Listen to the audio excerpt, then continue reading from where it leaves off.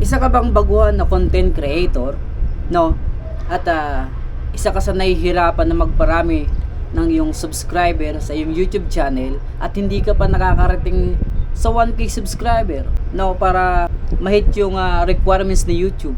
Well, mga kaibigan, itong topic na to mga kaibigan, itong ibibigay ko sa inyong tip, hindi lang po pagparami ng subscriber, no? So siyempre, pagpaparami na rin po ng views para maparami rin po yung subscriber nyo. Kasi po, para dumami yung subscriber mo, siyempre kailangan dumami rin yung views ng video na ina-upload nyo sa inyong YouTube o kahit sa inyong Facebook.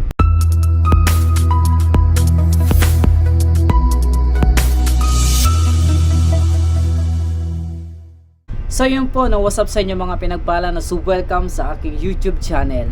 So for this video, bibigyan ko kayo ng mga tips o base sa aking mga karanasan, no? Bibigyan ko kayo ng tips kung paano dumami ang iyong subscriber sa inyong YouTube o kahit kung paano dumami yung followers sa inyong Facebook page, no?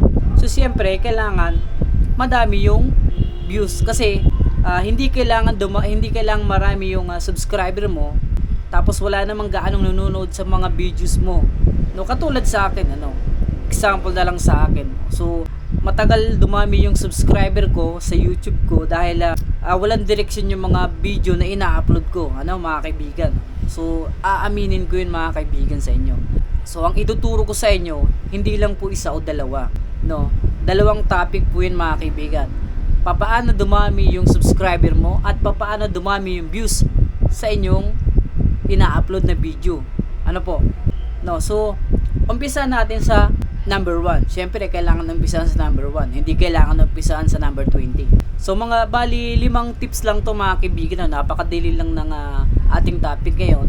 No? So, sana sundan nyo itong ating topic ngayon or itong babahagi ko sa inyo dahil isa ito sa makakatulong sa inyo kung ikaw ay baguhan pa lamang sa larangan ng social media, no? So nagsusubok na makarating sa tagumpay sa pag-YouTube, no? Siyempre katulad ko, no? At para rin dumami yung subscriber o followers mo sa inyong Facebook o sa YouTube, no? So pakinggan niyo itong mga sasabihin ko dahil ito po ay totoong nangyayari, So sa akin po nangyayari din po ito sa akin. So napakatagal pong dumating o napakatagal kong na-hit itong 1K subscriber, So ito po. So number 1, kailangan po yung niche. Ano po ba yung ibig sabihin ng niche? Ang niche po na sinasabi is kailangan po may direksyon yung video na ginagawa nyo.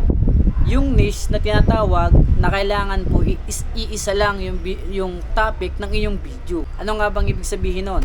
So siyempre, halimbawa kung magaling po kayo magpatawa, so kailangan dun lang po kayo magpo-focus sa pagpapatawa.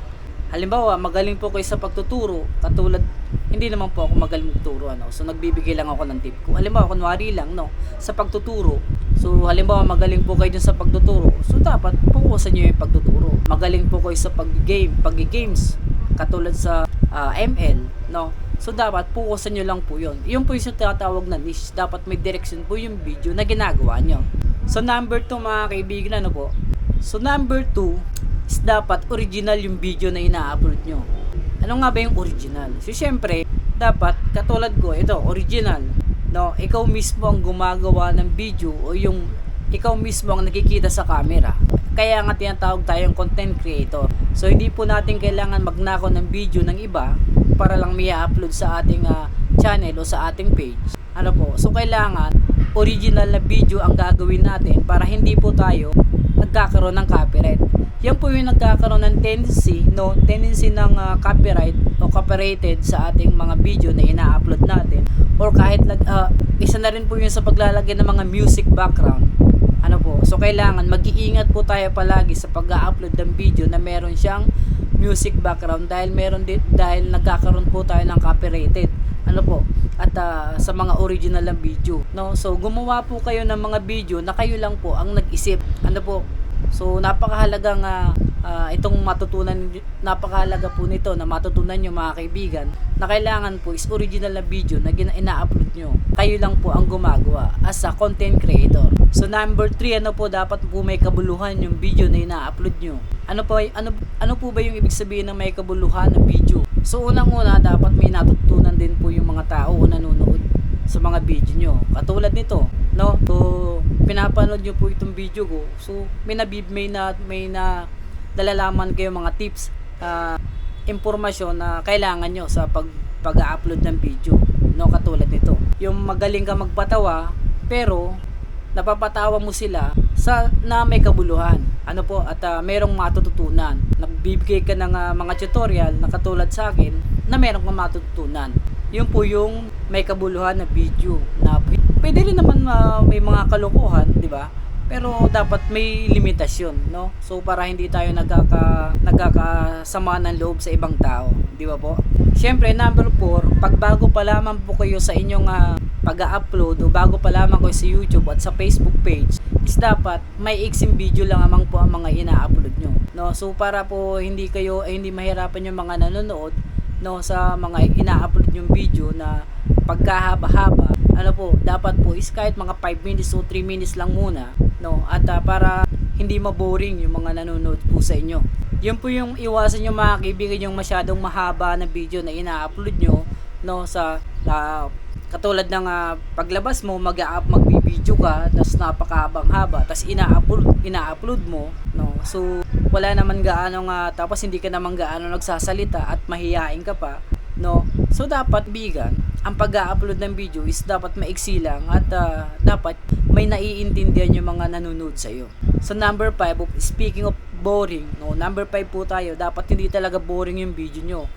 Kaya nga po nagkakaroon tayo ng pag-i-edit ng video, no? So para pag gumawa kayo ng video, dapat marunong kayo mag-edit. So para matanggal nyo yung mga error o mga mali na ginagawa nyo, katulad sa akin na nagkakabulol-bulol ako pag sasalita dito sa pag-upload paggagawa ng video. So tinatanggal ko yun mga kaibigan para hindi maboring yung mga nanonood sa atin at may matutunan.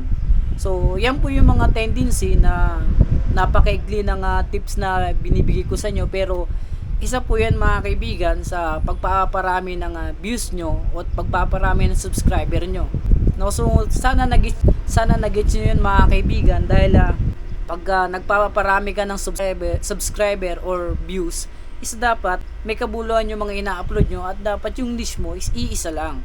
At dapat maganda yung mga ina-upload nyo at hindi lang puro pangkalokohan. Pwede ka naman gumawa ng pangkalokohan kung napapasaya mo sila sa kalokohan mo, pwede naman yun. Pero kung yung kalokohan mo lang is nakakasama ng loob sa ibang tao at hindi nagugustuhan ng iba, so dapat baguhin mo yung mga kaibigan kasi napakahirap ng ganon.